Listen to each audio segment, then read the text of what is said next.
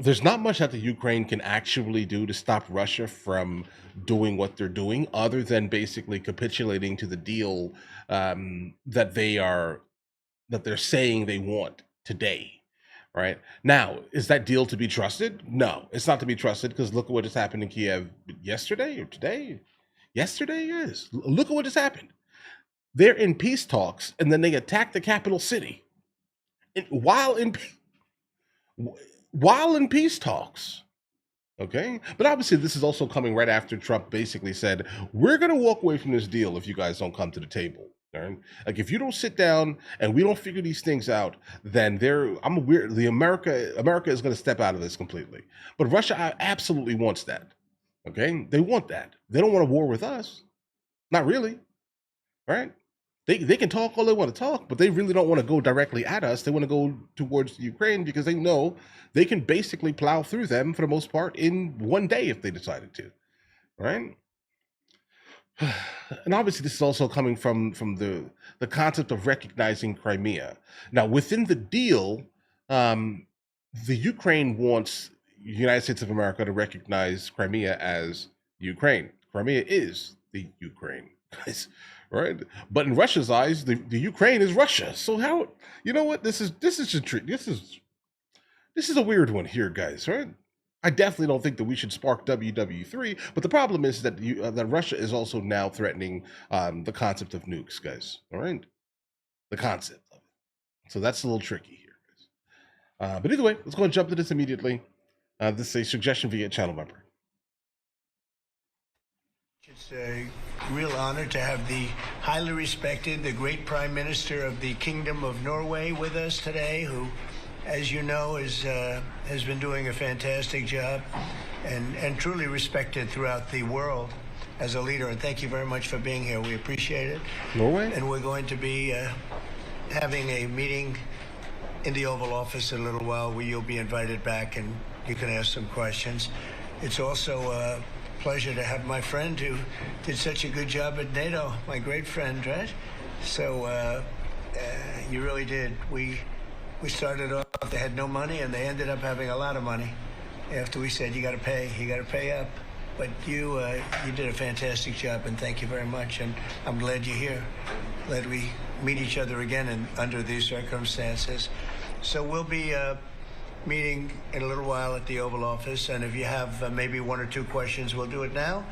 And after that, we'll go to the Oval. Mr. President, on Russia, do you still believe that Putin is serious about peace given the events overnight in Ukraine? And if that bombing doesn't end, are you considering new sanctions on Russia? So we are thinking that very strongly that they both want peace, but they have to get to the table. We're waiting a long time. They have to get them to the table, and I think we're going to get peace. We want to save 5,000 young people. I used to say 2,500. I now say 5,000. We have, Mr. Prime Minister, we have about 5,000 young people a week that are dying in that ridiculous war. Right. And, I started out because I didn't like all the money that we were paying, and then I realized how many people were dying. And that's by far the more important element right now. I'm saying we can save thousands of people. And I don't like that it takes long at all. But I think they both want to make peace. I do believe so. There's a lot of hatred there. There's a lot of very bad blood. Of course it is. A lot of distrust. But I hope we're going to get there for the sake of a lot of young people that are dying. Mr. President, do you have a deadline for when the party... I have my own deadline. And we want it to be fast, and the Prime Minister is helping us. He wants it to be fast, too. And I think everybody in this, at this time in NATO, they want to see this thing happen. So we have a deadline, and after that, we're going to have a very much different attitude. But I think it has a very good chance of getting done. Okay, that definitely sounds like a precursor to like a world-involved, ally-involved type situation with Russia. It does definitely sound like that's what he's kind of alluding to here. Much different attitude, but I think it has a very good chance of getting done. Mr. President, what can Norway do to prove that they're an important ally to the U.S.? What can Norway do to prove Just keep doing what they're doing. We have a very good relationship with Norway. great leader, great people. I know many of the people in Norway, and it's truly it's an incredible country. So all they have to do is keep doing what they're doing, I think, is probably the best answer I can give. Yeah. As you pointed out, the former Secretary General of NATO is here. Yes. Mr. Stoltenberg, how important is the NATO defense alliance, Mr. President? Is it sacrosanct from your perspective? Well, it's a very interesting question. It's certainly very important for Europe, and I think without us, it wouldn't be as nearly as powerful.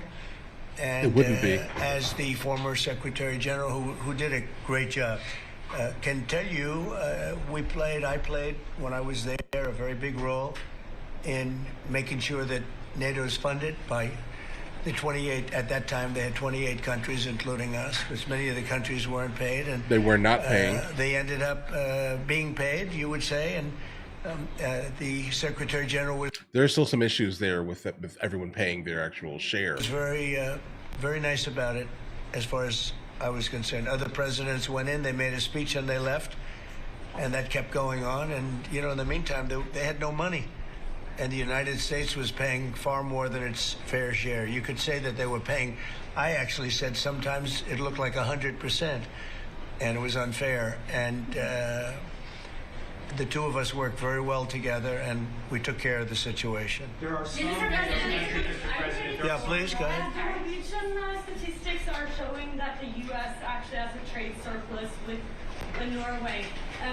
Are you going to be looking into that and see which of the countries are actually in a trade surplus? Yeah, well, with the United States, almost everybody has a surplus.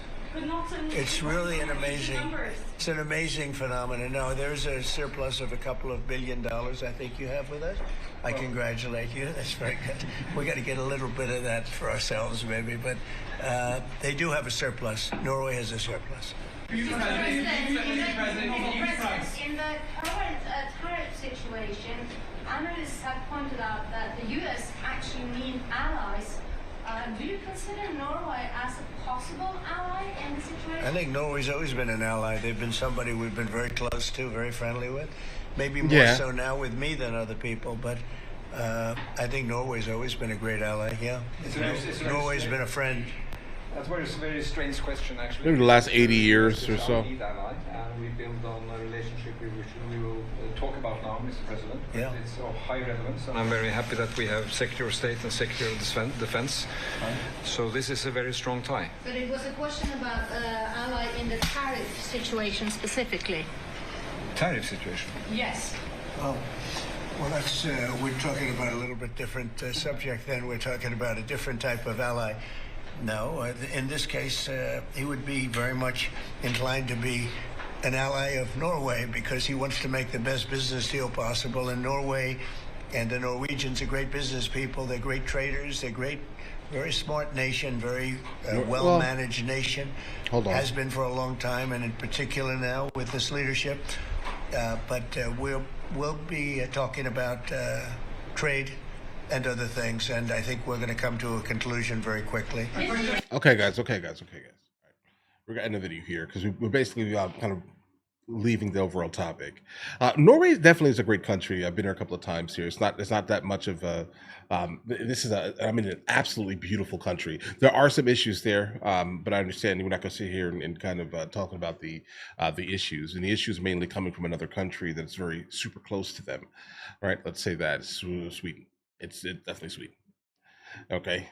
There's a lot of like gangs that just come in and terrorize the Norwegians, guys. That's the reality of their situation there. Over there, they have their own specific subset of issues. Reality. In terms of trade, that's another conversation. But let's actually jump back to Russia and the Ukraine, guys. Okay. I definitely would like to see this end. I definitely would like for us to have to stop funding it specifically.